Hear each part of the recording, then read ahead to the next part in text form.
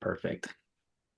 Yeah. So welcome everybody. Thanks for joining. This is the webinar for the OAHP Oregon Agricultural Heritage Program Conservation Management Planning Grant Solicitation.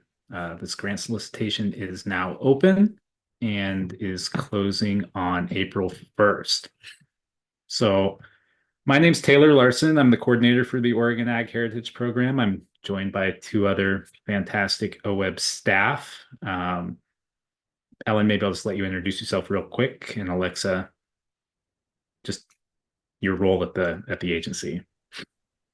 Hi everybody, I'm Ellen Ingemels. I am a grant support specialist with OWEB, and so I do the administrative duties for the OAHP program.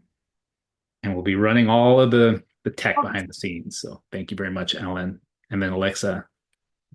Yeah, hi everyone. My name is Alexa Schmidt, and I am Water and Climate Coordinator with OWEB and work closely with Taylor on the Natural and Working Lands funds that are distributed through another grant pathway through restoration and technical assistance offering. So Taylor and I work closely as those ladder up to one kind of legislative mandate. Yeah. Okay. Well, thank you both for being here and supporting the webinar.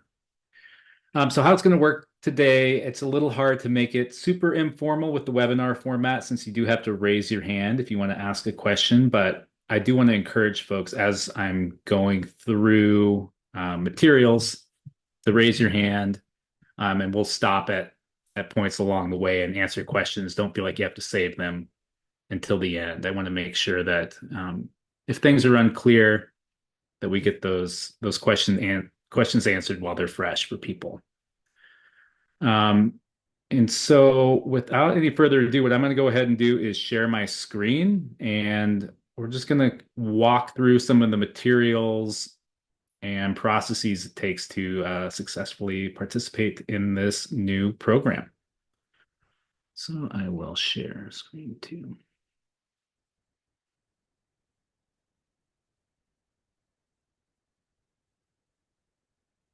Okay. So this is the Oregon Watershed Enhancement Board's main website. If you're unfamiliar with how to get here, I suggest Googling OWEB or the Oregon Watershed Enhancement Board. It'll take you right here, and this is the main landing page. So I just wanted to start here, make sure that everybody can access the information once this webinar is over and have it right at your fingertips. So from the OWEB homepage, if you're interested in the Oregon Ag Heritage Program, you click on Grant Programs, go down here to the Oregon Agricultural Heritage Program, and click that. Now, this is going to take you to the Oregon Ag Heritage Program's webpage. So you'll notice up here at the top, we have the purpose of the program, and we'll talk a little bit more about this as we get into it.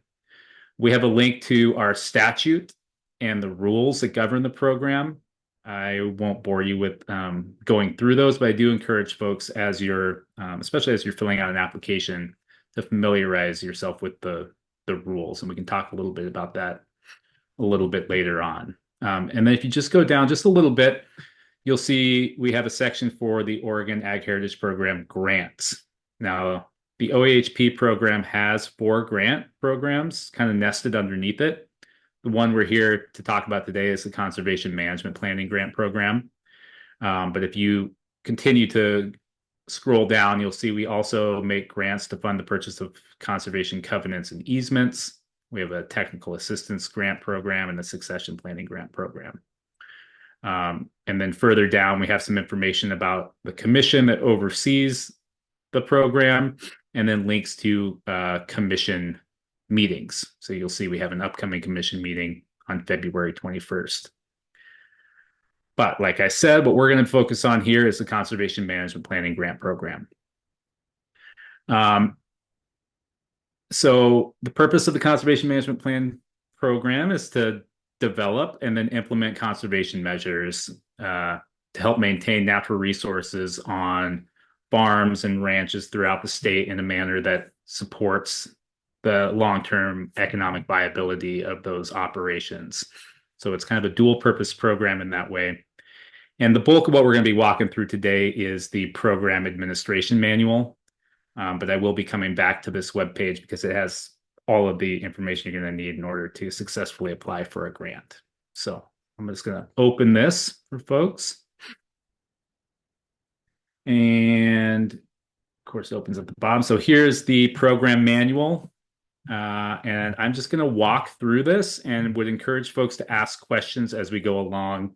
And Ellen and Alexa are going to help me keep an eye out for hands, and we'll just answer things that may be unclear or folks want to dive into a little bit deeper. Okay, so we have a table of contents. This first page here, just highlight a few things. So for this current solicitation, there's $750,000 available, and applications are due April 1st by 5 p.m. So those are two things you want to have kind of front and center. And like I mentioned, so the Conservation Management Planning Grant Program is nested within the Oregon Ag Heritage Program. And so it has to meet the purposes of the larger program. And so those are threefold. So it's to increase the economic viability of Oregon's agricultural operations and economic sector, maintain or enhance fish or wildlife habitat, water quality, and then other natural resources on Oregon's working land, and finally, reduce the conversion and fragmentation of Oregon's working land. So that's the program's purpose, the larger program.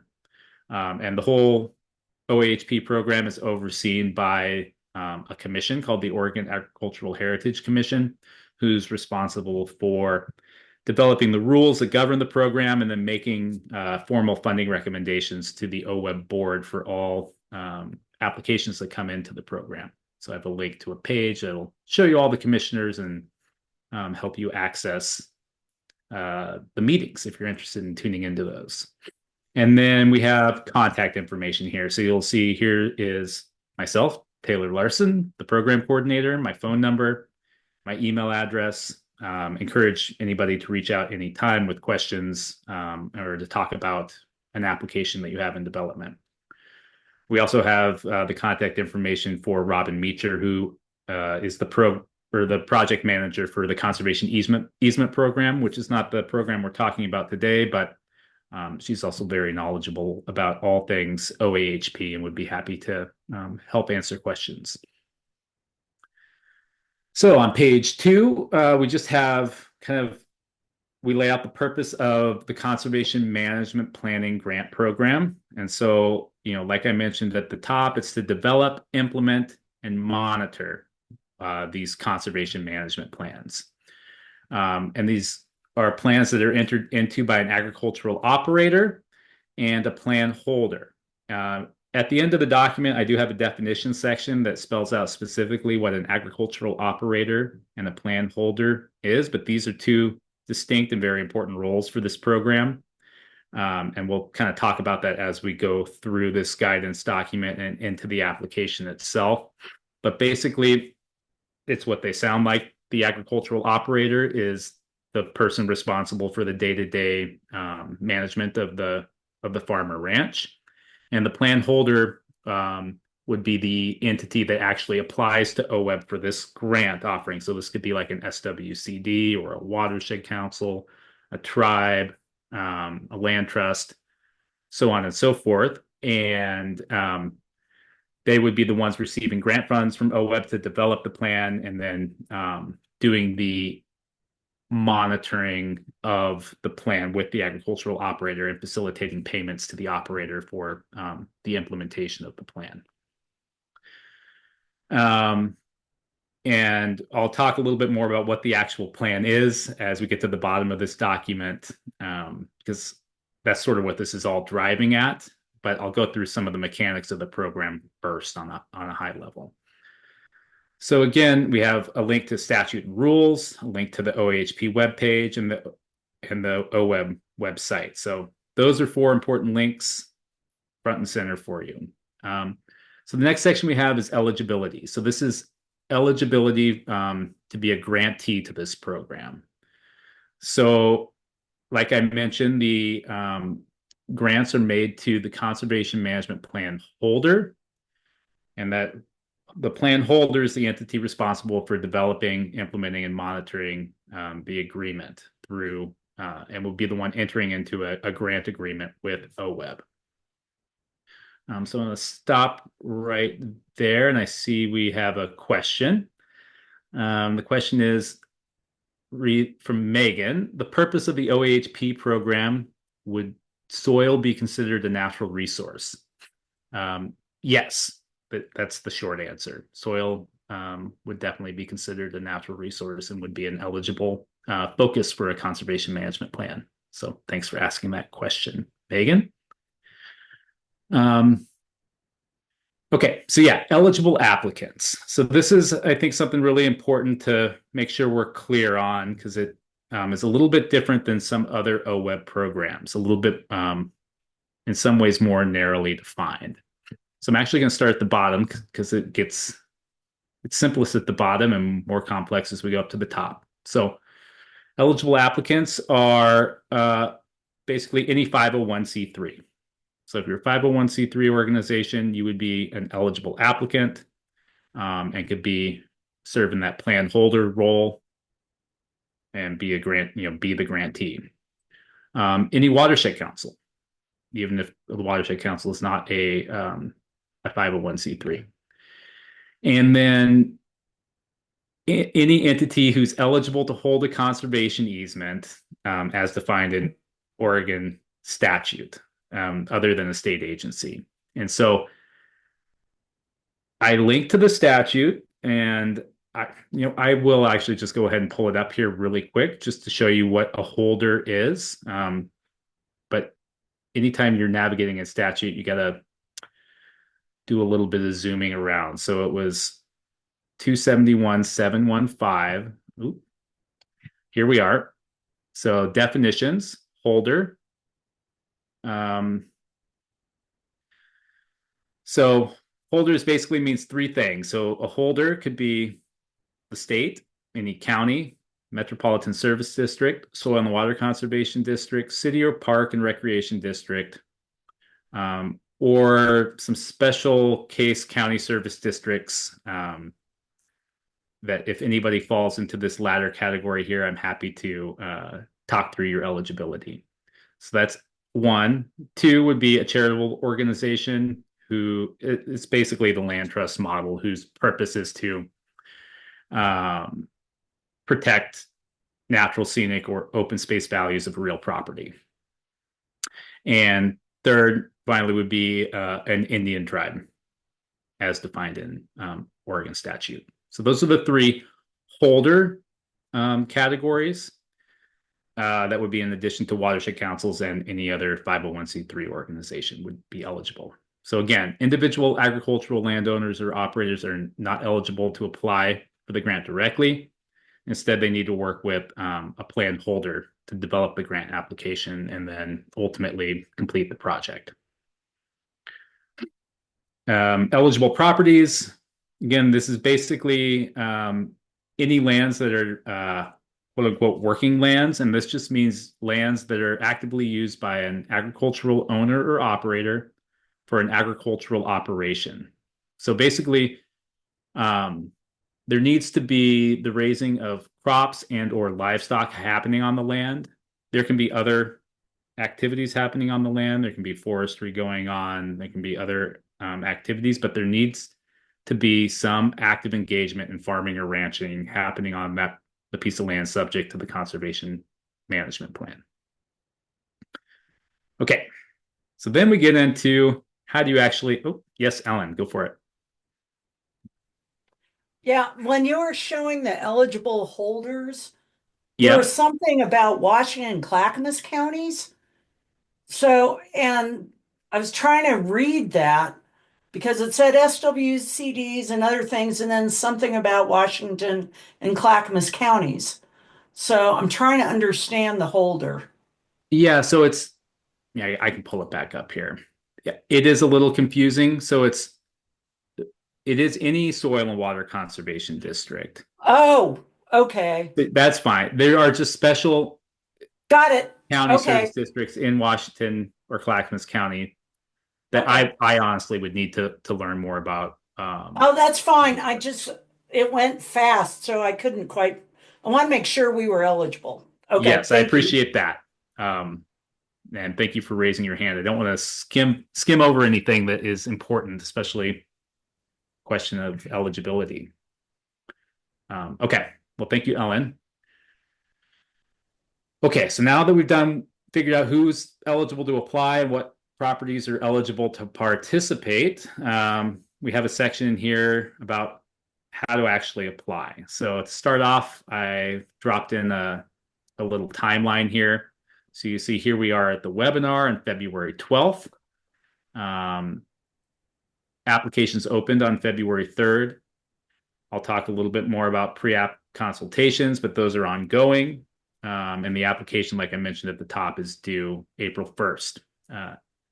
You see I do have a typo here. It says at 4 p.m. here. It's actually due at 5 p.m. I'll fix that, but would encourage folks to turn their applications in well ahead of the 5 p.m. deadline on April 1st, please. Then April and May, we'll be working on application evaluations. The technical review team, which I'll talk a little bit more about, will meet in mid-May.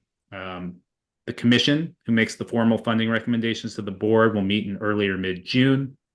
And then the OWEB board meets in late July to make the actual grant awards. So that's kind of a high-level timeline for the process. And then, like I mentioned, pre-application consultations, I am very willing and open to doing these and strongly encourage anybody considering putting in an application to set up a time with me to talk through it. Not only because this is a relatively new grant program, but also just because it has a few different requirements than some of the standard OWEB grant offerings. So I'd want to make sure that we talk those through and set you up for success. I do ask that if we're setting up a consultation, you try and get me a map of the property several days before we meet, just so I can be as familiar as possible with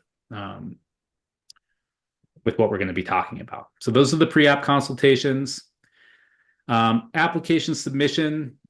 So applications need to be submitted through OWEB's online grant management system. And for those of you who have never applied to an OWEB grant, I'll talk through a little bit about how to make sure that you're registered in that system and some troubleshooting that you may need to do in order to make sure everything goes smoothly. But I'll do that after I finish running through the guidance document. But basically, it's like applying for any other OWEB grant for those who are familiar with our online grant management system. Budget guidance. So again, I'll talk more about this when we go through the application a little later in the webinar, but just want to call out that for this specific solicitation, the maximum budget is $200,000. So projects need to be $200,000 or less in total. And a portion of the application needs to be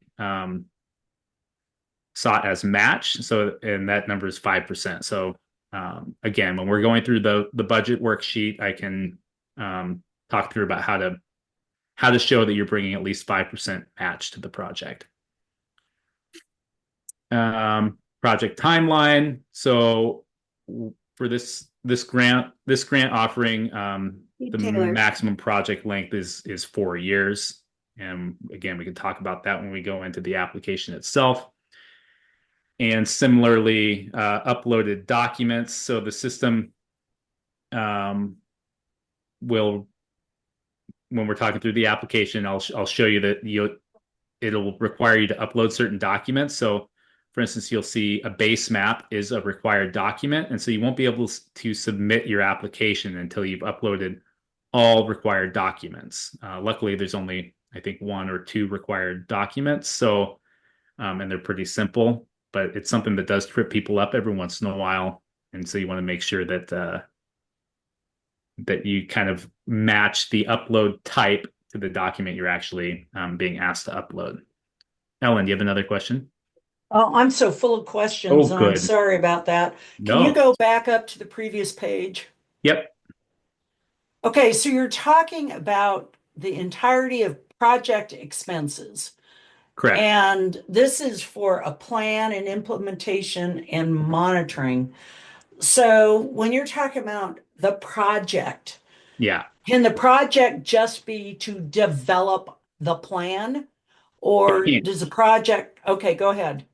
Yeah. So it can be to develop and or implement and monitor. So it can be all three of those things, or it could be a subset of those things. Okay, Most people do not have an approved conservation management plan at this point, so I would right. assume the majority of folks would need to apply to at least develop the plan.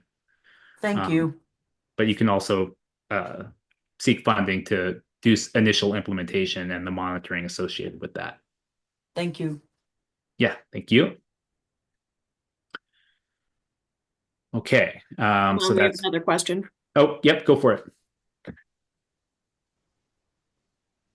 So you may cover this later, but as we're talking about what is the scope of the project and what is in my budget, I am wondering how implementation is included in the budget.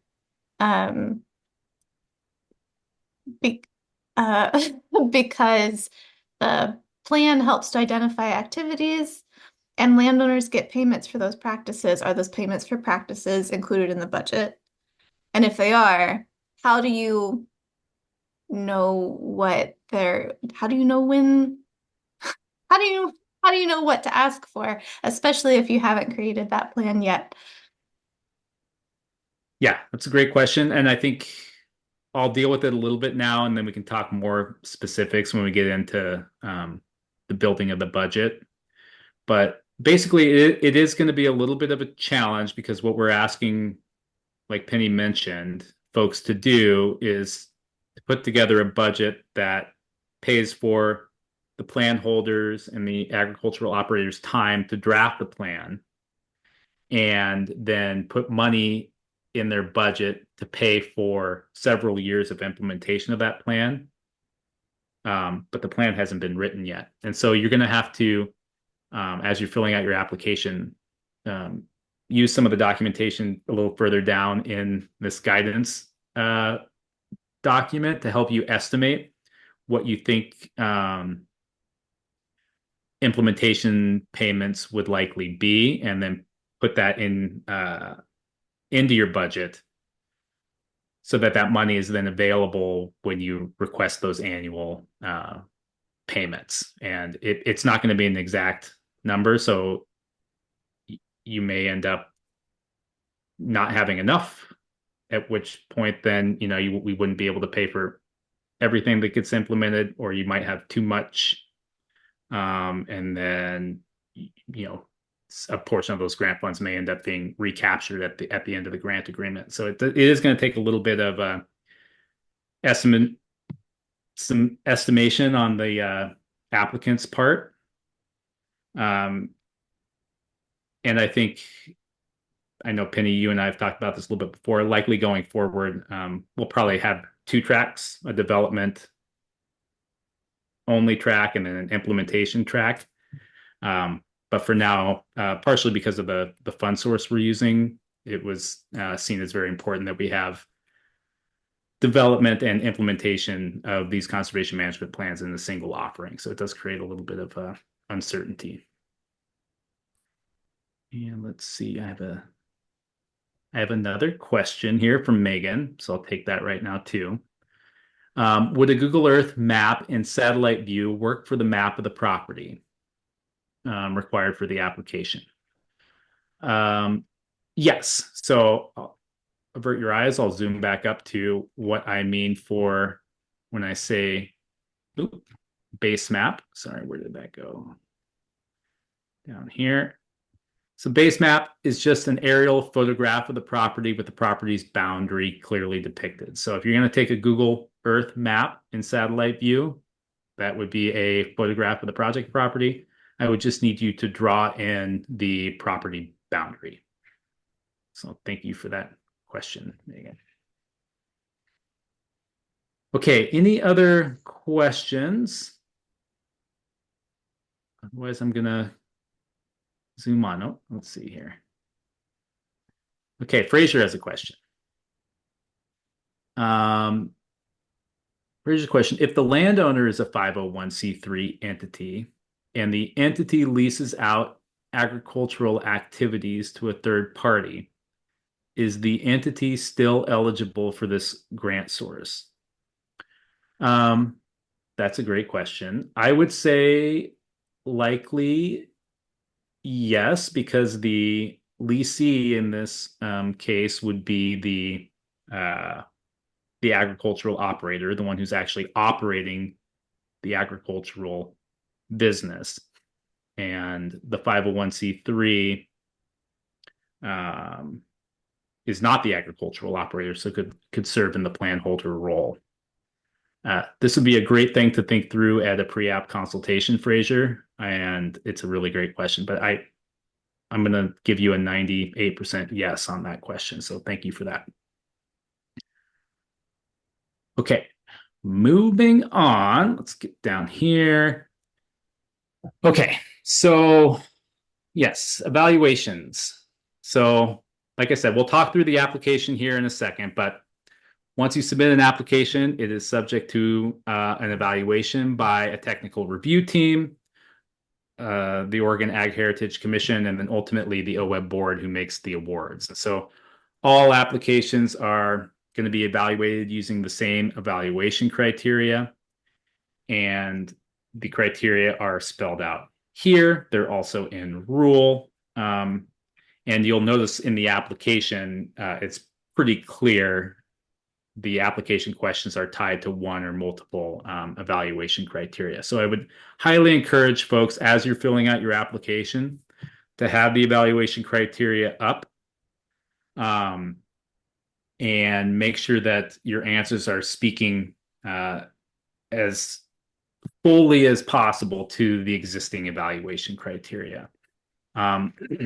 So you'll see there's quite a few, and I'm not going to read through them verbatim, but I'll just kind of call attention to the sort of the top line criteria and see if there are questions. So number one is the significance of the agricultural, natural resource, and related social values of the working land.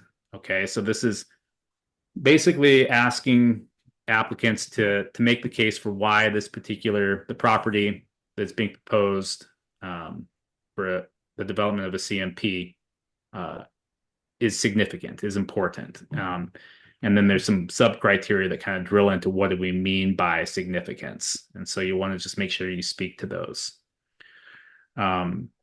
Second criteria is the extent to which implementing the plan would protect, maintain, or enhance farming and ranching. So if you were awarded the grant and you put together the conservation management plan and implemented the plan, what would the impact be on sort of the long-term health of a farming or ranching operation and on that working land? Then three is basically the same thing, only for fish and wildlife habitat, water quality, and other natural resources. So again, if you were to implement the plan you're proposing to create, how would it protect, maintain, or enhance fish and wildlife habitat, water quality, and other natural resources? Number four is the extent to which the plan would protect agricultural outcomes or benefits from other related investments. So this is really getting at, if the plan were to be implemented as proposed in the application, how would it protect previous investments? So maybe there have been other conservation investments on the property. Maybe there's some important agricultural infrastructure that serves the surrounding agricultural community that would be supported or enhanced through the development and implementation of a plan. So it's just asking you, we'll tease this out a little bit in the application to speak to that. Criteria 5 is really about the capacity and competence of the plan holder. So just gonna, in the application, ask the applicant to tell us why their entity is the right entity to be getting the grant award and drafting and implementing a conservation management plan. So that's 5. I'm going to stop right there because I see a question. So, oh, it's Ellen again. Good job, Ellen. Okay, so Ellen's question is, what are the legal responsibilities of the plan holder? What happens if the landowner doesn't follow through or the property changes hands? Thanks for that, Ellen. So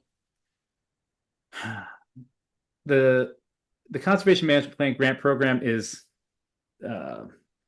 mostly carrot, not much stick. So there, I guess my answer to your question is your legal responsibilities will be spelled out in the grant agreement, and it's basically to do your best to do the things you said you were going to do.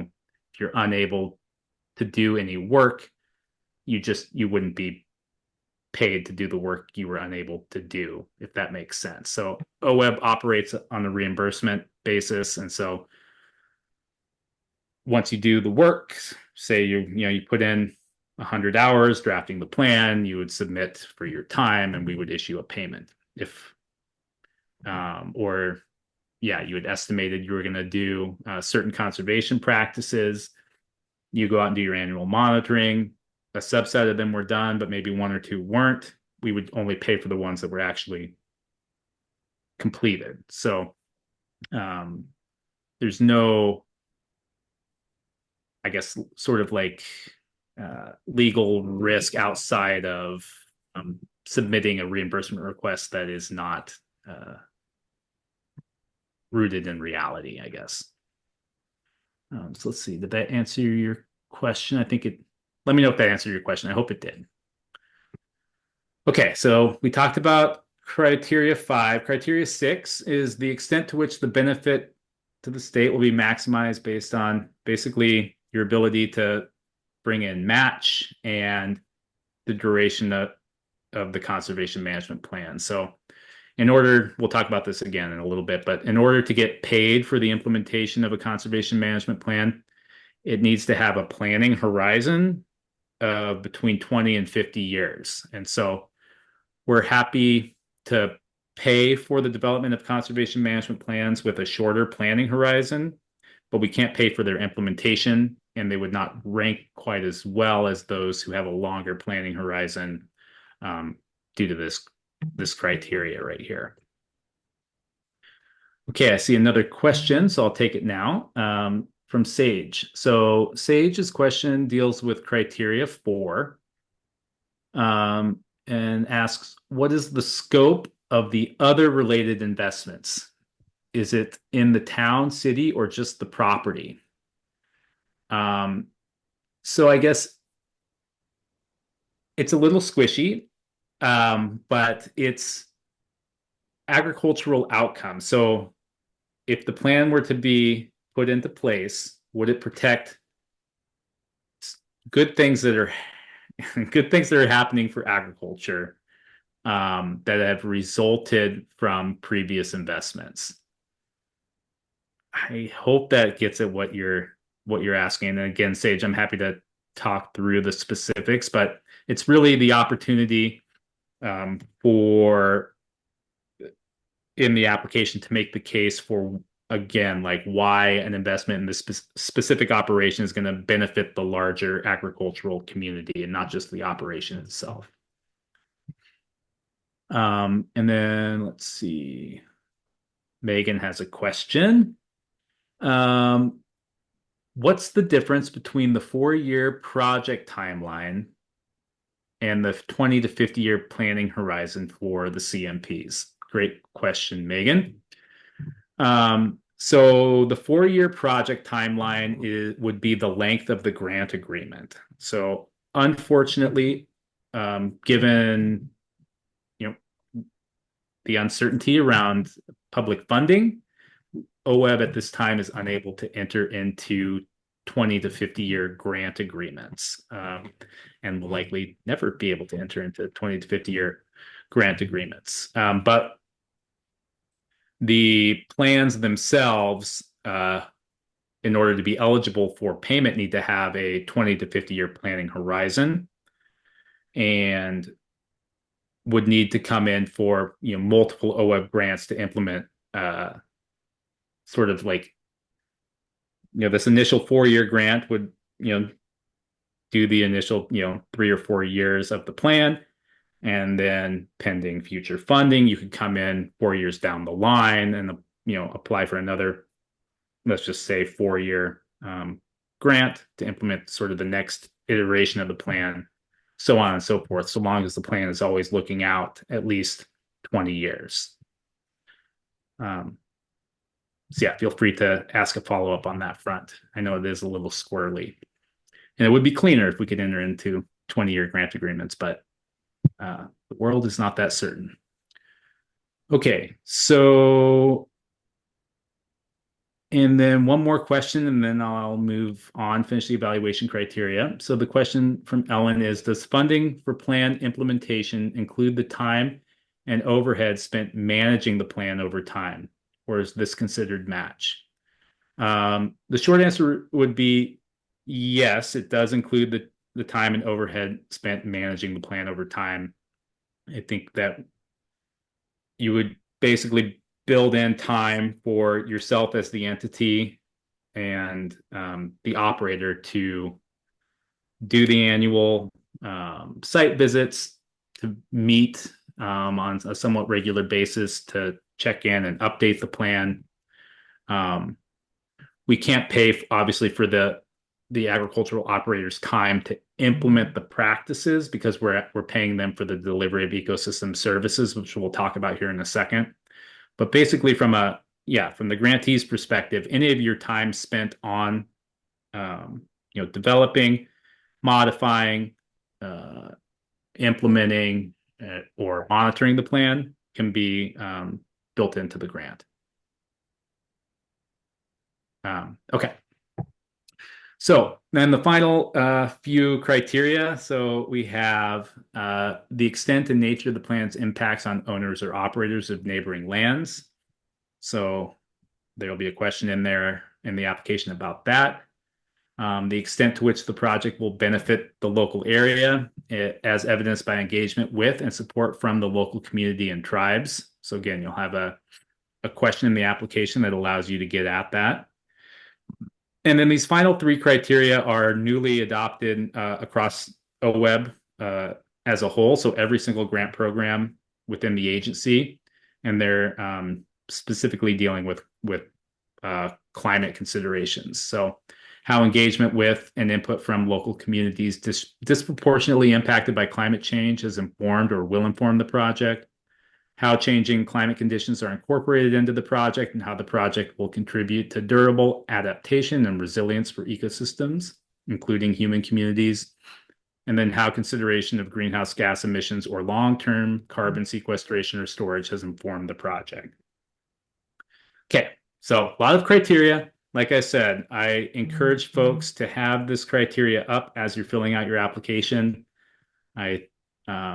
And I'm happy to talk through in pre-app consultations or any point along your application journey about how to best get at any one of these in particular.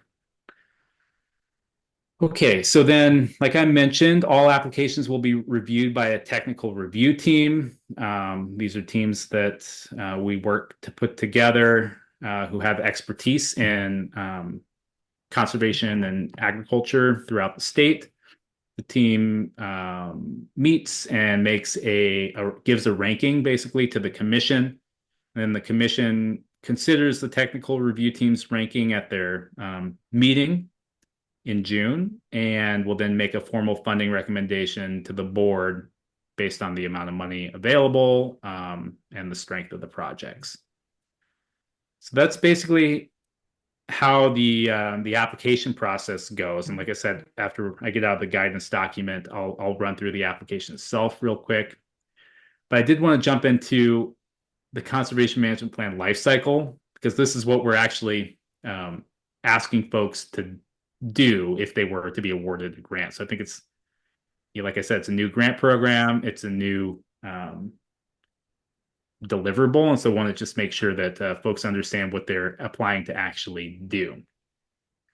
So I created this little graphic here basically to show a high level the big buckets of steps. So basically, if a grant is awarded to an entity, the first step would be for the plan holder and the agricultural operator to draft a conservation management plan.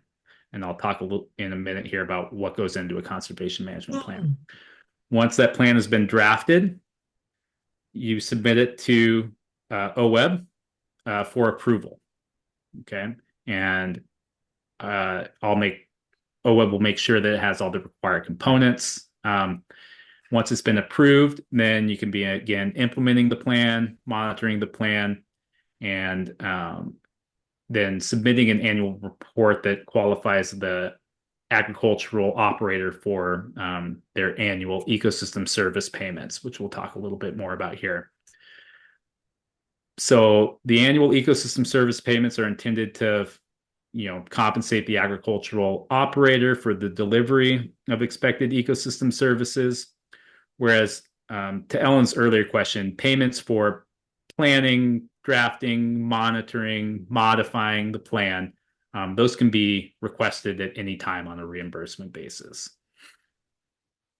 And then I just have a little bit more detail about each one of those steps. So, what I mean by drafting the plan in Appendix B, which I'll get to in a second, we have an outline of what needs to go into a conservation management plan. It's also spelled out specifically in rule. So if you remember on the OAHP webpage right here, we have a rules section. If you were to click the rules button, just want to familiarize people with how to navigate here and go to the conservation management planning division, you would see that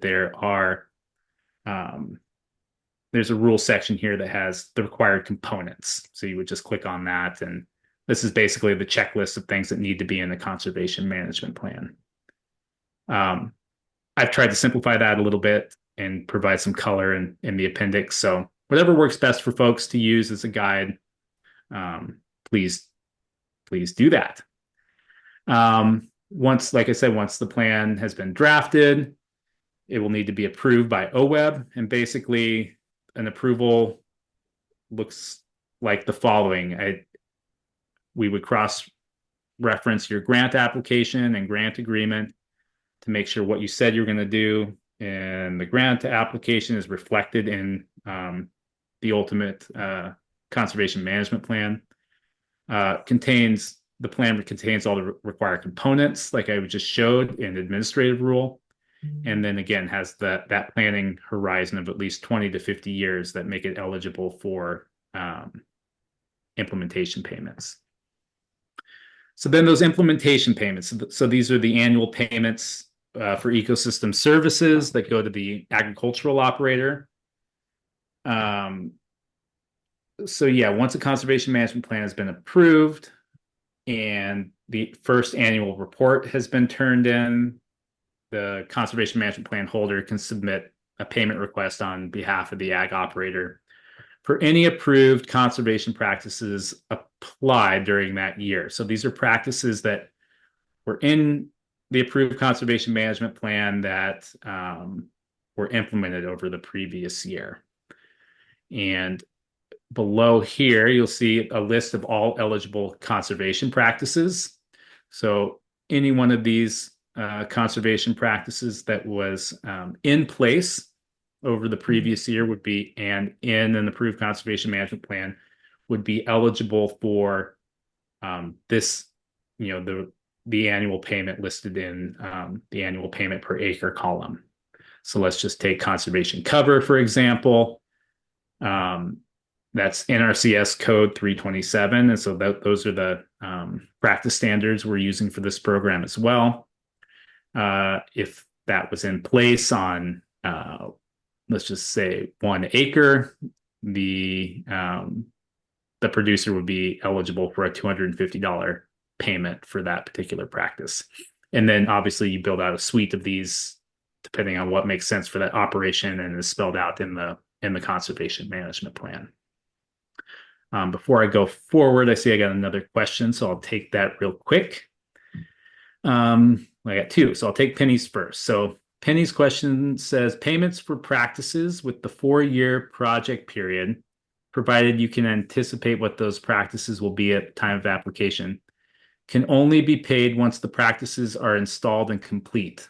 To request adequate funds in our proposal, are we incentivized to assume land managers will be very ambitious and timely in completing those practices? Yes, I would encourage you to be a bit optimistic in the timeline. And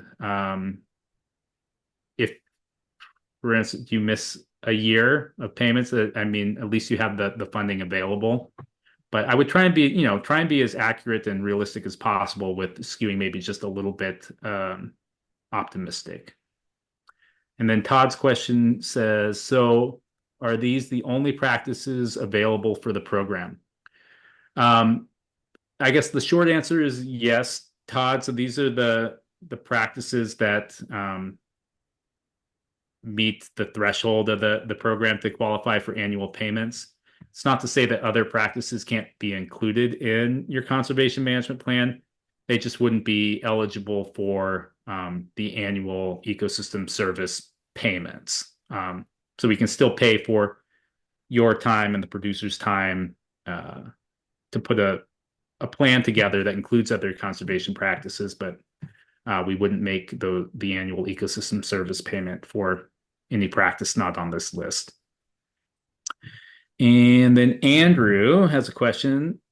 Could these funds apply to a property with an existing conservation easement, but where the terms of the easement do not provide much specificity or leverage to require conservation-oriented agricultural practices?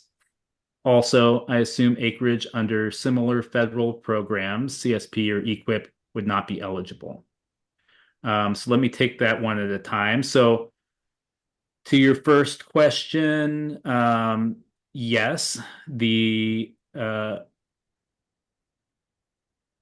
funds could apply to a property with an existing conservation easement, so long as the easement is not requiring you to already do one of these practices, because then that would be double dipping. So we would have to kind of crosswalk that. But basically, yes, it's designed to play well with conservation easements. Your second question is acreage under federal programs, would it be eligible? The short answer is it actually would be eligible, because we're paying for something different than what, for instance, is being paid for with EQIP. So with EQIP, what the producer is getting paid for is a cost share to implement the practice, and our program is not a cost share based program, but is paying for the expected ecosystem service that practice is delivering on an annual basis. So it's two separate things that we're actually buying, and so yeah, a producer would be eligible for both in most cases. Let's see. Ellen's question has another question. Will RFPs be annual moving forward? I assume RFP is request for proposal. And I would just say if that's unknown, pending funding, Ellen, if there's funding for the program that is dependable and long-term, then yes, I think it would make sense to have an annual grant solicitation, but can't answer that without being able to read the future. And then let's see, Penny's question. If additional practices are added to the eligibility list later, would the land managers be retroactively paid for practices included in their plan? No, but if for instance an additional practice were added to the list, then it would become an eligible practice that if the producer had it in place on their operation and it was included in their approved conservation management plan, it would become eligible for an annual payment going forward. So we're not going to make retroactive payments, but it would even if it wasn't in your grant application, but it is something that the producer does and it gets into their plan at some point, and the practice becomes eligible, they would be eligible to receive payments going forward. Just to clarify, Yep. looking at the lifespan of the benefits generated by these practices, my question was more getting at if they implement it, say they're year 2, and the practice doesn't become eligible for payments until later, are they missing out on payments because it has already outlived that lifespan? Yeah, in that specific scenario, I guess they would be. But I don't. Yeah, I guess the short answer is yes, Penny.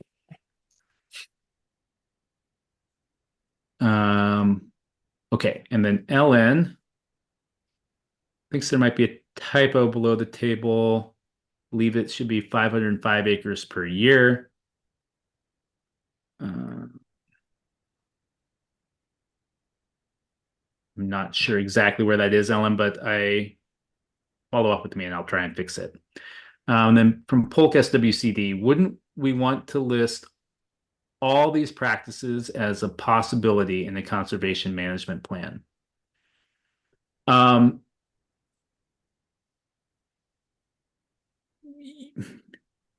I guess the answer to that is, the strength of a conservation management plan proposal, like the grant application, is going to be measured on by the TRT and the commission as to how well it is addressing natural resource concerns on that particular property.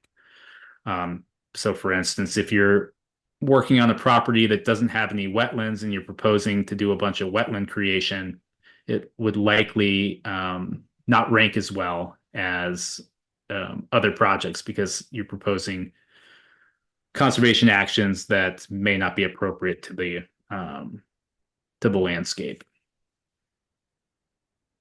So I'm not sure. I hope that answered your question, Hulk. But if not, feel free to follow up. Okay, so I will continue on.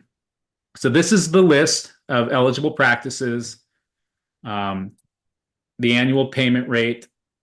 Some of them do get a riparian bonus. So if they're within 300 feet of a perennial stream, they would qualify for a higher payment. And then each one of these has a lifespan. So again, for instance, conservation cover, the year it's installed on for 10 years, it would be eligible for the annual payment. But in year 11, it would not be, and the practice would need to be sort of like re-established, if that makes sense. And this is similar to how NRCS does their conservation practice schedules. Oh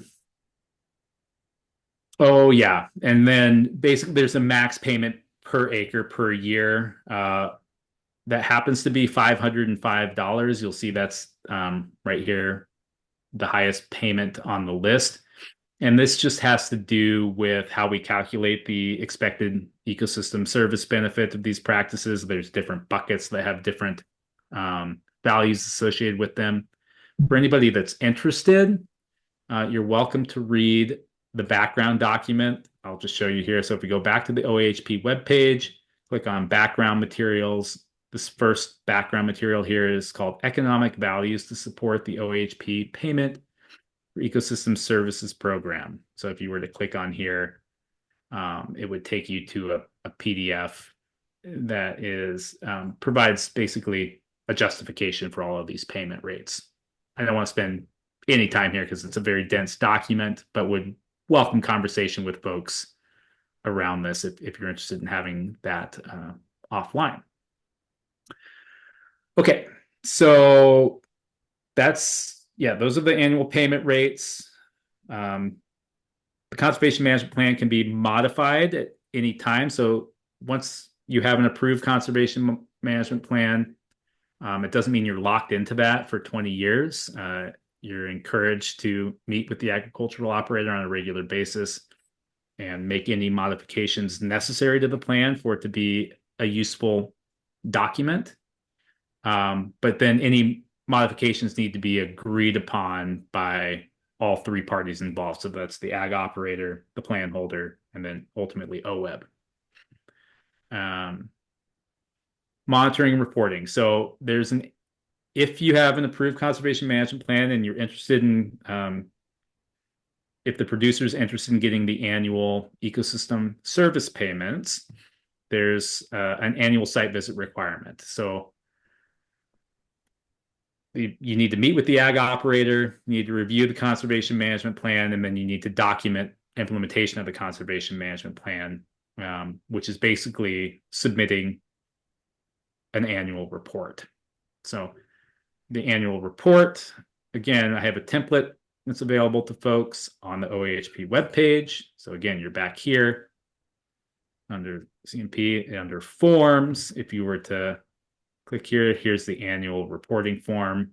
I'm not going to spend much time talking through the annual reporting form. It's pretty straightforward, and a little further down in time. So I don't want us to get too bogged down, but just know that it's here, and I'm happy to talk through what's involved. And you probably want to take a peek at it as you're filling out your application to understand the time required. It's a pretty simple reporting requirement, basically just documenting what practices are in place, how long they've been in place for, and then how you are determining that they are quote unquote functioning. I will close that. And I see that we have a question, so let me stop here. Megan is asking for some clarification. Can you clarify this? Okay, so let me pull it back out because you're asking for clarification of here.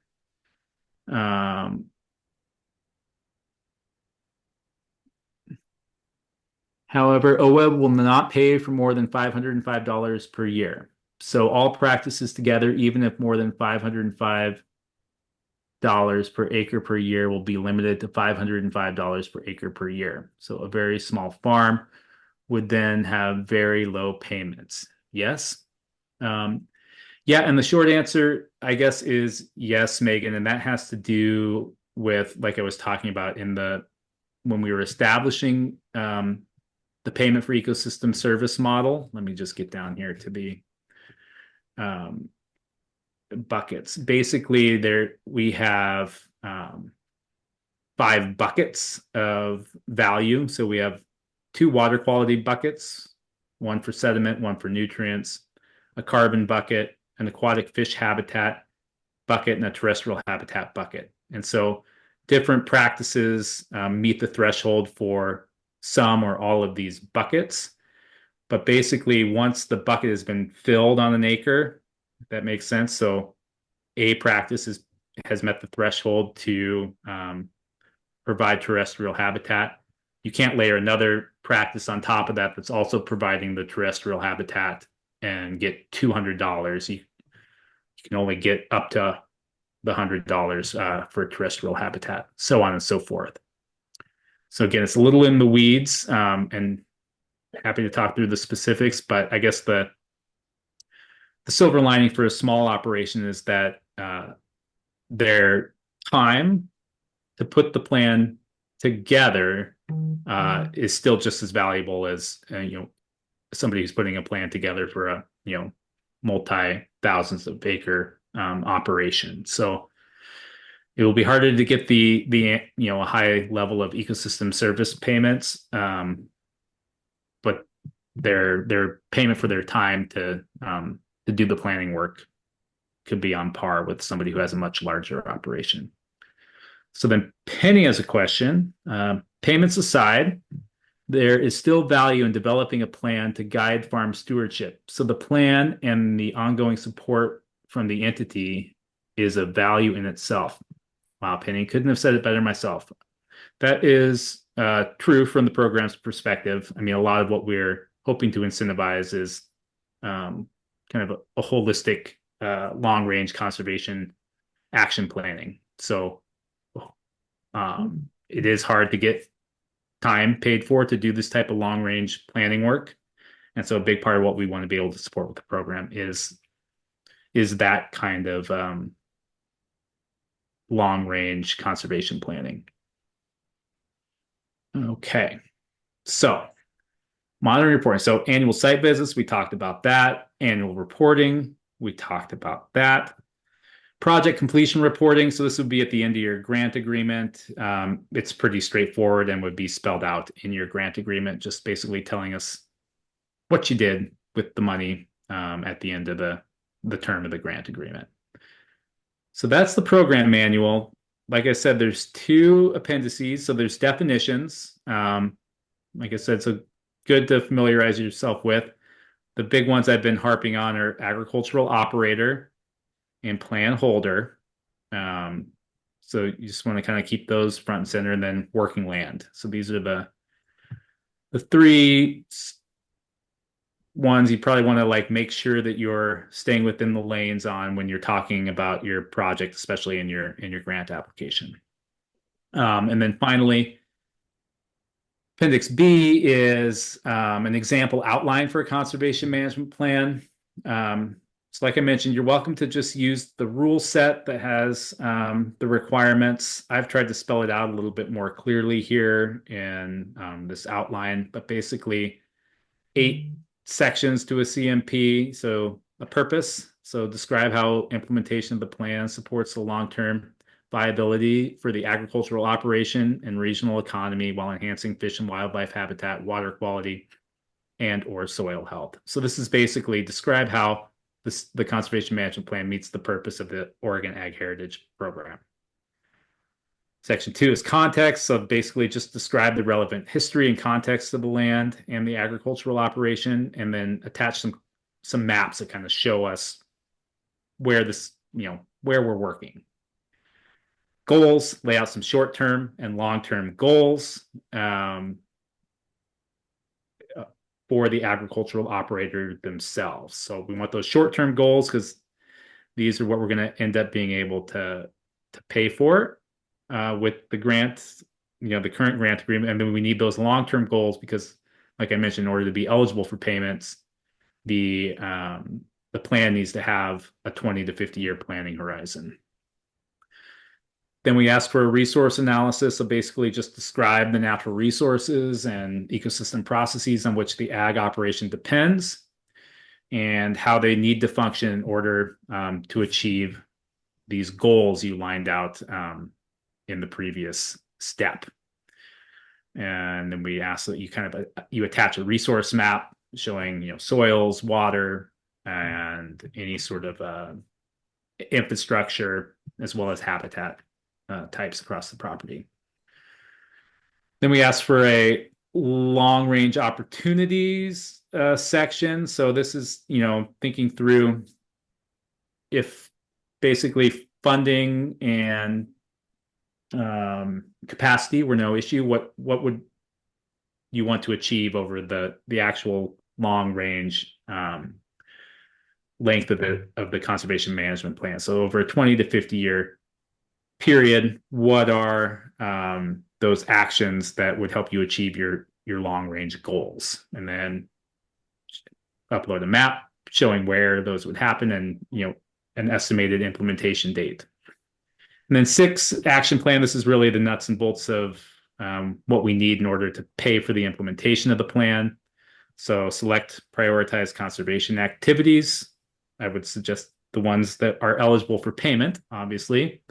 And then fill out the table here showing the year you expect to begin payment, what the conservation practice is, how many acres, the year the practice was installed, and estimate the annual ecosystem service value using the table we just went over above, and then attach an implementation map showing polygons basically of areas that are under approved conservation practices.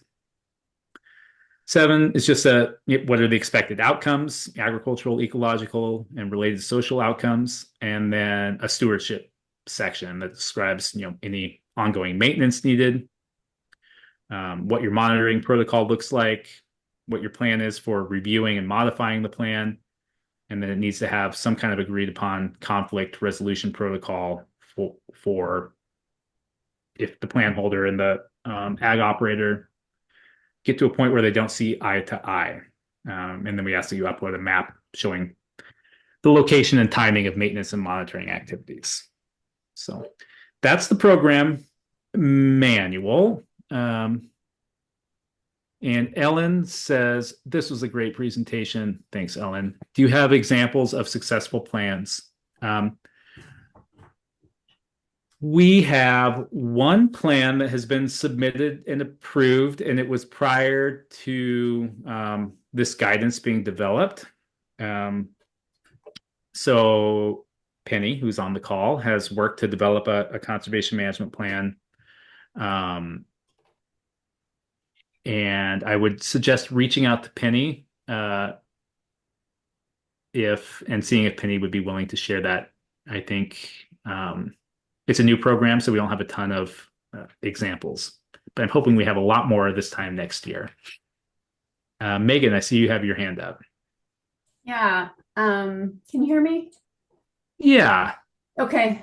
I just want to, you were pretty clear about this, but I just want to make sure folks understand that and have you confirm that this is what you've just walked through here, this last little outline section with the 8 conservation management plan pieces is an example of the plan rather than example of the application. So folks don't need to be ready to answer these questions when they apply. And then I have a kind of a follow-up. Can you just confirm that is correct? And then after your question, I'm going to go through the application. Okay, great. And then could you just, you've touched on it, and I know it's not straightforward, but if you were, I just would love to hear more. I think Penny maybe asked about it earlier, about how, if you hadn't created your plan yet, how you might even begin to estimate the cost of practices. Are you just doing kind of your best guess? We're going to do our formal plan later, but for now, these are some of the practices we're implementing, and we have these natural resource concerns. Our plan is going to address them and clarify the practices further, that kind of thing. Basically, yeah. So let me just go up here real quick. So at the time of application, you'll have an idea of how big the operation is, and you're going to be asked in the application about sort of broad brushstrokes. What are some of the natural resource concerns and potential strategies to address those? And so you'll have an idea, perhaps, of what sort of practices might be ultimately end up in the plan. We have this upper limit of $505 per acre. So obviously, if you're dealing with let's just say let's use a small farm, 10 acres, to make the math easy, you wouldn't request more than $5,050 per year for ecosystem service payments, because that wouldn't be possible. So that would be your upper limit. And so, yeah, it is a little bit tricky to get to that number, but I think it just takes a little bit of a legwork on as you're putting the application together to think through what are some likely practices on this list that will help us address the resource concerns. And if you think it's more than likely that they'll end up being included, I would include that in your budget calculation. Got it. Thank you. Yep. Okay, so with that, I'm going to take us back to the Oregon Ag Heritage webpage, which has, again, all the information hopefully you need, and show us all how to actually apply for a grant. So we have this button here. It says apply for grants online.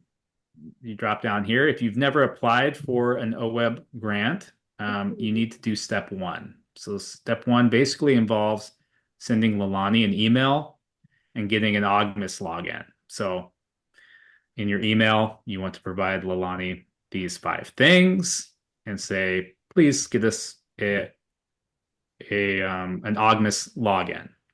She's pretty timely in that, but I would suggest not waiting until the day before the application is due to do that.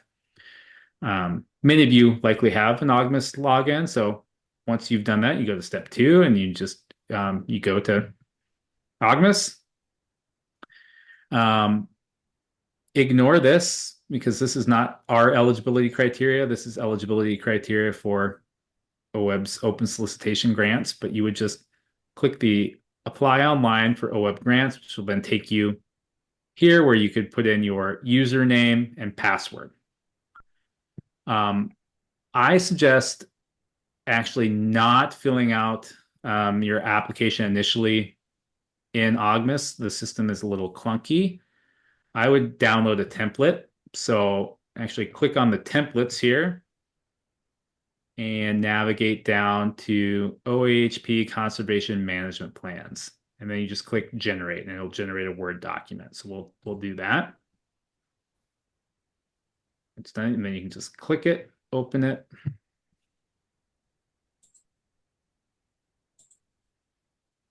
And say, okay. All right. So this generates a Word document that you can, then collaborate with your team on putting an application together. And then once it's all ready, you can upload it into the online system.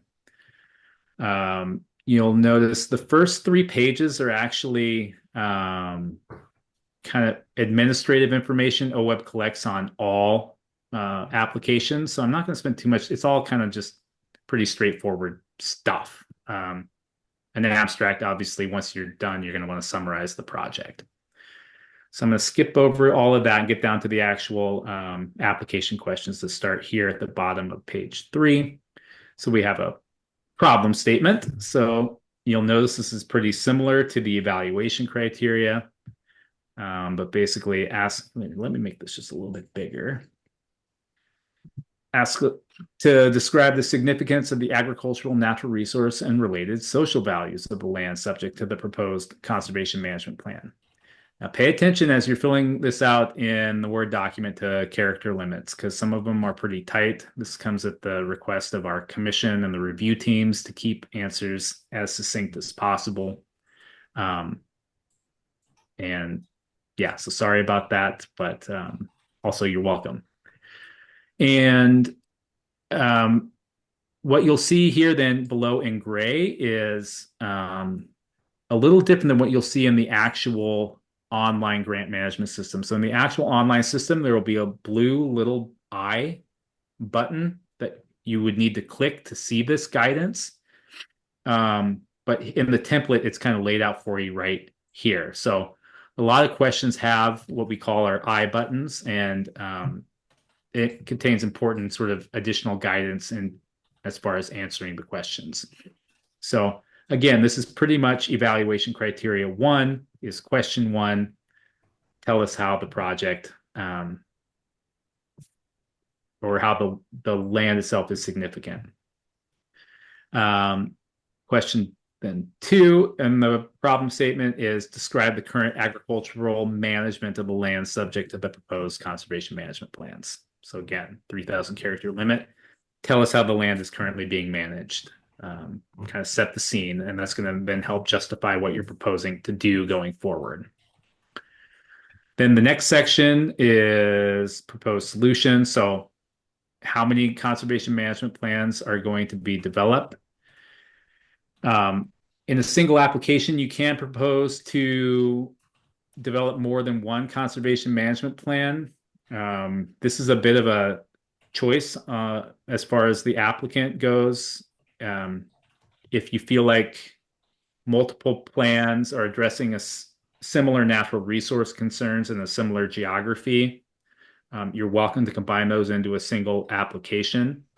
I would suggest doing 2 separate applications if the operations and the context and the resources you're addressing are vastly different on the two different properties. So up to the applicant to decide on that front, but you are welcome to develop more than one conservation management plan with a single operation. And let's see, I see a question from Tyler. So, oh, no, it's just saying he has to hop off. Thanks, Tyler, for joining. This will be recorded, and we'll make sure everybody has the link. It'll be available on the OAHP webpage. And then, Ellen, did you have a question? Nope. Okay. I think Ellen just yawned. Okay. Don't get too excited, Ellen. All right. So next question is, what is the anticipated duration and extent of the conservation management plans, and why are these terms appropriate to achieve the goals and objectives? So, and again, the I button has this reminder under here that to qualify for implementation funding, a CMP must have a 20 to 50-year planning horizon. So make sure you say the anticipated duration is at least 20 and not more than 50 years when you're answering this question. Next question, describe how implementation of the proposed conservation management plan will protect, maintain, or enhance farming or ranching on the land subject to the proposed CMP. And then have some additional guidance, include a discussion of how implementing the CMP will maintain or improve the economic viability of the operation and reduce the potential for future conversion or fragmentation of the property. So, how is, it's again, it's the evaluation criteria basically in question form. Similarly here, how will implementation of the CMP protect, maintain, or enhance significant fish or wildlife habitat, water quality, or other natural resource values? And the I button says, include a discussion of how implementing the CMP will support land stewardship practices that maintain or enhance soil health and the quality and connectivity of plant or wildlife habitat on and around the working land. So to Megan's question about soil health, it is a focus of the particular funding we have at the moment, and obviously very important to all agricultural operations. Next question, how will implementation of the plan protect agricultural outcomes and benefits from other related investments? So again, it looks like the evaluation criteria. And just a little additional guidance here, include how the proposed CMP will maintain and or enhance previous conservation and agricultural infrastructure investments. So these investments that have been made before, how would this grant sort of capitalize on those? And then basically for each conservation management plan proposed, we ask you to upload a map of the property. So I do have in the I button some optional maps you could upload. And again, these are in the guidance document. So in addition to a map showing the property boundary, which is required, consider including the following maps. So a context map depicting the property's location within the watershed and surrounding conservation areas, a resource map depicting soil types, water resources, and habitat types, and a land use map kind of showing current land cover and agricultural activities across the property. This is up to you. They're not required. It's just to help the technical review team and the commission better understand why you're proposing to do what you're proposing to do. Megan. Taylor, could you go back to the question about the other related investments there? Yeah. It's right above. I just want to let folks know that we reviewed that one and I misunderstood it at first and thought it had a different meaning. And so might just kind of, without confusing folks, that I had read it at one point as how it would protect the outcomes and benefits from protecting from other investments, and it's protecting. How will it protect? Can we clarify one? How will it? Can you clarify that question? And then just if you wouldn't mind giving some examples, I'm really curious about what some examples would be of other investments that this might help maintain. Yeah, Yeah, you clarified in the sub question there, which is nice. Yeah. right. So I mean, that is basically the clarification here is, Okay. how will it maintain or enhance previous conservation and or agricultural infrastructure investments? And so, an example would be maybe there's been some NRCS investment in putting in a riparian forest buffer, and you're coming in with the CMP that includes active management to maintain the functioning of that riparian forest buffer. And so that would be, maintaining and potentially enhancing a previous conservation investment that was made by another entity. Okay. Or, yeah, OWEB also funds a number of habitat projects. So maybe you've participated in a habitat restoration project on your farm or ranch, and you're applying for the CMP grant to sort of look at, the long range conservation management of the property within that context. And you would want to articulate how implementing your management plan would maintain or enhance that habitat uplift that OWEB invested in the past. Great. Okay. Yeah. And I just thought of another kind of, tell me if I'm on the right track. Another example might be you previously invested with your own funds or some other funds, a producer did, for fencing to keep livestock out of the stream. And now that they're out, you're ready to do some riparian planting in the stream. Yeah, that would be a perfect example. Okay. Great. Yeah, so it's about making that connection between previous work and investment and what you're proposing to do going forward. Okay. Yeah, thanks for that, Megan. Okay, so then there will be a table that you fill out. It doesn't show up here on the template, but it's basically just a schedule of major project activities. So it would be like first meeting between ag operator and plan holder, plan drafted, initial implementation, first annual site visit, so on and so forth. So again, just kind of like broad brush project timeline for the length of the grant agreement. So it should be a pretty simple, straightforward table to fill out. And then we just have the wrap up section. So again, we ask you to describe the capacity and competence of the conservation management plan holder. So this would likely be the grantee to enter into, and if implementation funding is awarded, monitor and carry out the conservation management plan. And then we ask you to describe the expected community impacts of the proposed conservation management plan. So in the I button, then underneath, we put the language in from a couple of the evaluation criteria. So you want to make sure you discuss how engagement with and input from local communities disproportionately impacted by climate change has informed or will inform the project, and the extent to which the project will benefit the local area as evidenced by engagement with and support from the local community and tribes. Also describe the extent and nature of the plan's impact on owners or operators of neighboring lands. So I just want to reiterate, don't ignore the I buttons when you're actually in the online system. They have really important guidance for you to fully answer the question.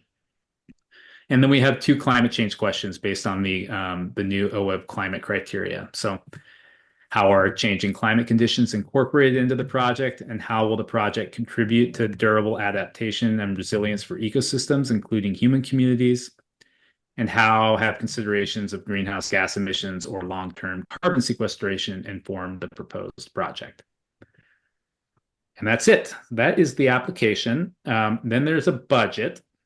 So you will be asked to fill out a budget, and you'll notice the template doesn't give a great table. So what I've done is back on the OAHP webpage, which is where you should always go for all the information.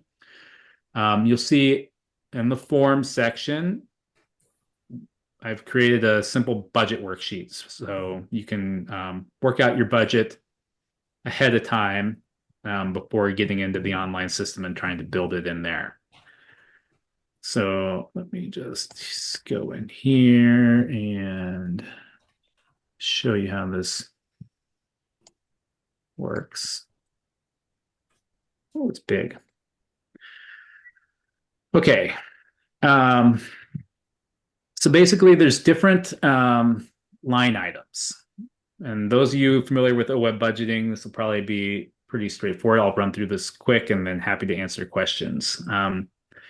Salaries, wages, and benefits. So this is basically any salary that would go to the grantee organization. So if you have staff working on the project that you're applying for, this is where you would put in their hours, 100 hours, their hourly rate, dollars, and then you would allocate those funds across, how many of those, let's just say you're going to ask for all of those from OWEB, none of them from match, and none of them for in-kind.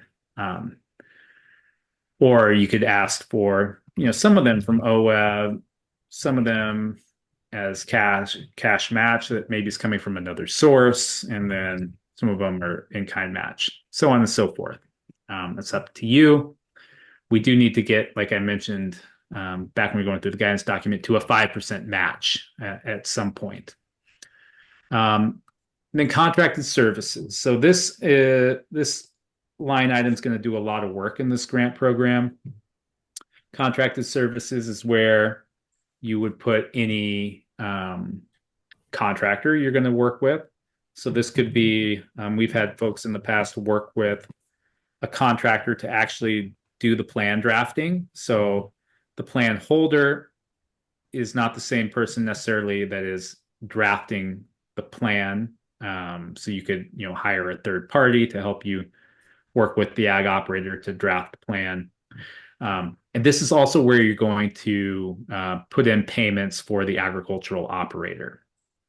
And so those annual ecosystem service payments are going to go here in the contracted services line item. So when you're estimating, so you would put, ag operator payments. You would put just unit 1, and then you would estimate what those are going to be over the life of the grant. So we'll just say, $10,000 or whatever. And then you would again allocate those likely all to OWEB funds and nothing across here.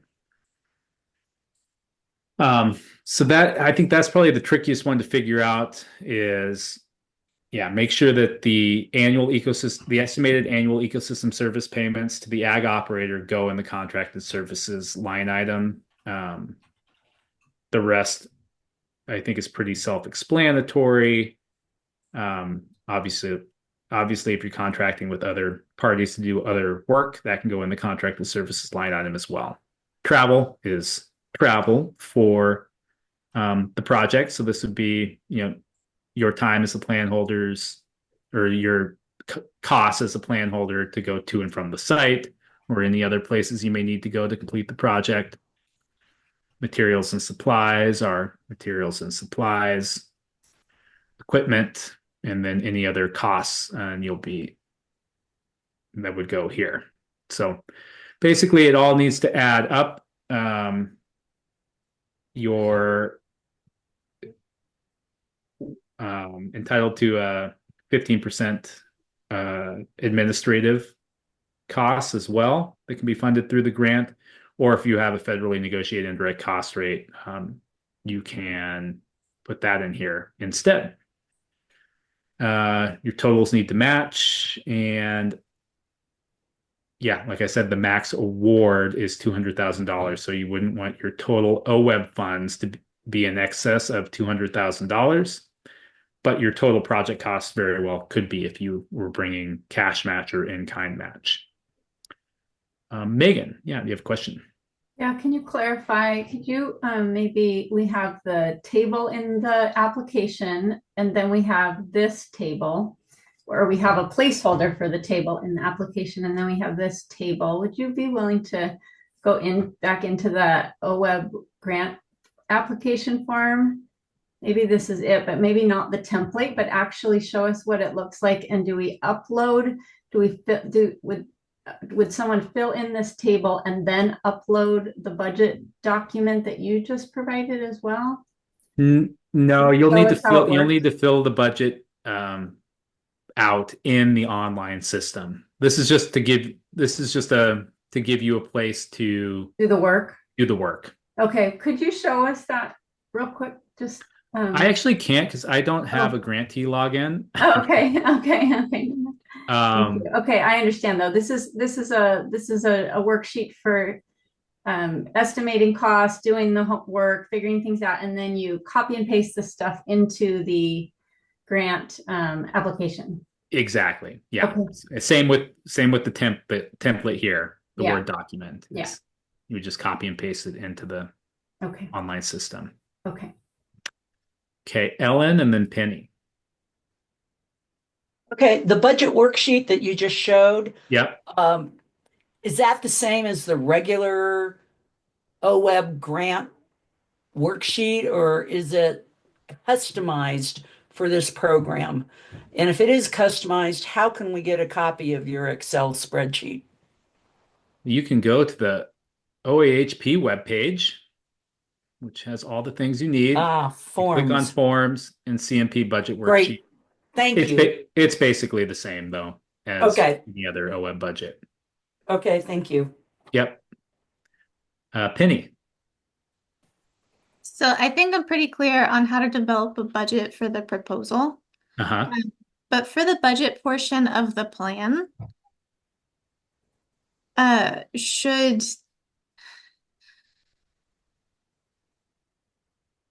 This portion right here. Yeah. So, okay. So having created a plan already, we created a budget that priced out the implementation of all of the things that they plan to do, which is very helpful for them and helps them to plan when they're planning for cash flow and applying for grants. Would you recommend working in the anticipated payments into the budget that's in the plan, or is that not helpful? Especially if the plan needs to change over time. I think I understand your question. So I guess I'm wondering how closely should the payments for practices for completing your plan be tied to what is the content of the plan itself? Is that something that the landowner should be working around or anticipating? yeah, and so we're trying to create as much flexibility so that the plan holder and the ag operator end up with a plan that works for them and then meets the minimum threshold for OWEB. So this example outline is just that, an example outline. You're welcome to take of it what is useful and leave behind what is not. The thing that does need to be in your plan in order to get the implementation payments are the conservation practices that you're going to be seeking annual payments for. So you need to plan to implement those conservation practices, say where they're going to be implemented, so that then when you ask for an annual payment for those practices that are in place, they are part of your approved conservation management plan. Okay, so it sounds like the payments for practices are important to use the plan to track those, because that's what you'll need to be tracking of their implementation, their lifespan, and the expected payments over time. Sorry, I think I'm getting in the weeds. Yeah, no, it's good. And this is something we can definitely. The implementation of the practices, which is valuable information for the land manager, but it is separate from. It's separate from the payments for practices from the Ag Heritage Program. Yeah. Yeah. So So there can be a lot important. more in the plan than the approved payment for practice model that we have. But if you want to get the agricultural operator paid these annual payment rates, somewhere in your plan you need to say we're going to do conservation cover on these acres in these years, so that then we can, because what we're paying for is the implementation of the plan. So you can't come in and ask for payment for conservation cover if it's not in your plan, because then you're not implementing your plan, if that makes sense. Got it. Yeah. I guess I'm just wanted to make the distinction between the timeline and an implementation budget that lives in the conservation plan. And distinguish that from the budget for the proposed project. Okay. Did we get there? I think so. Okay. And that's, the drafting of the plan, then the ultimate approval of the plan, it can be an iterative process. I mean, it's something we can have back and forth on once you're in grant agreement to draft the plan and begin implementation. Okay. Ellen, go for it. Yeah, this table and the lifespan in the annual payment. So for instance, cover cropping, $10 an acre annual, lifespan 1 year. Yeah. So what does that mean, the lifespan? So you would need to apply the practice. You would need to basically plant the cover crop every year to get the payment. Right. So does that mean like for conservation cover? So you do conservation cover, lifespan of 10 years. Does that mean you get $240 an acre for 10 years? Well, your grant Annual? agreement's only going to be 4 years. So Okay, so what's the lifespan then? I mean, what's the purpose of the lifespan? So I mean, technically, you don't even have to. Conservation cover could already be in place if it were installed, say, a year before Okay. you wrote your conservation management plan.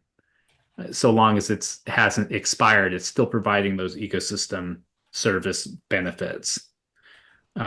Okay, so if this is a 4 year thing, then if conservation cover had been planted 10 within the last 6 years, you could get $240 per acre every year for the next 4 years.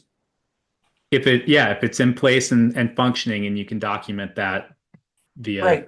Your monitor. So, okay. All right.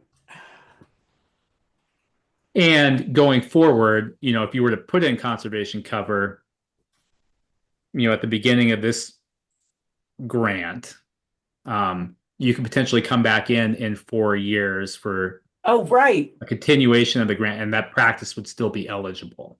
Understood. Thank you. Yeah. Okay, I see. Penny has another question. Are practices subject to the same additive requirements as NRCS? So, for example, NRCS will not provide payments for the same practice on the same site after its lifetime has passed. I guess the short answer is no, we don't have that policy. It doesn't mean in future cycles we wouldn't develop that. But for instance, with the cover cropping, I think it would make sense if somebody wants to cover crop on the same acre they cover cropped last year or 2 years ago or 3 years ago. We would potentially, there would be nothing ineligible about that. So thanks for that question, Penny. Okay. I'm not seeing any further questions. So this is last call for questions. Otherwise, like I said, this we'll go ahead and post this webinar on the OAHP webpage that has all the answers you need for this grant program, and really encourage folks to reach out to me directly to set up a pre-application consultation or just have an informal talk about any questions you have as you're starting to think about putting an application together. And thank you very much to everybody who joined, and really looking forward to working with many of you as we continue to launch the Oregon Ag Heritage Program. So thank you so much.